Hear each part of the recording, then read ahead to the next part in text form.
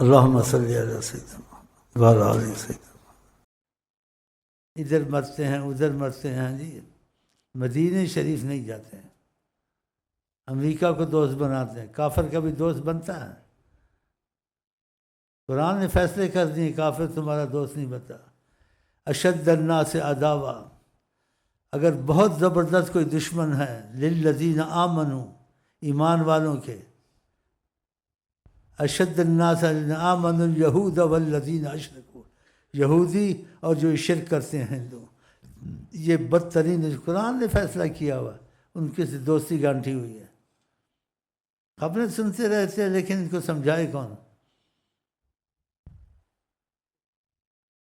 یہ نافرمانی سے مصیبتیں آئی ہیں۔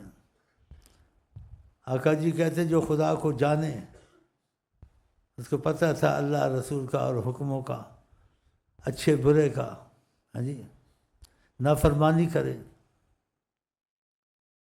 تو اللہ تعالیٰ کہتے ہیں مجھ پر وہ قومیں مسلط کرتا ہوں جو خدا کو نہیں جانتی ہیں۔ یہ خدا کو جانتی ہیں؟ ہندوستان خدا کو جانتا ہے؟ امریکہ جانتا ہے؟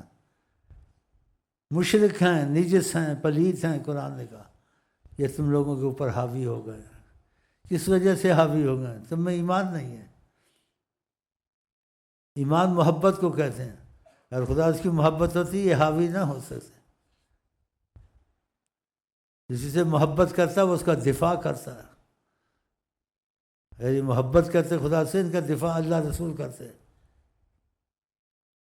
قرآن پاک میں یہ آیت نہیں پڑھی آپ نے، ان اللہ یدافع عن الذین آمنوا، خدا ان کا دفاع کرتا ہے جو ایمان والا ہوتا ہے، محبت والا ہوتا ہے۔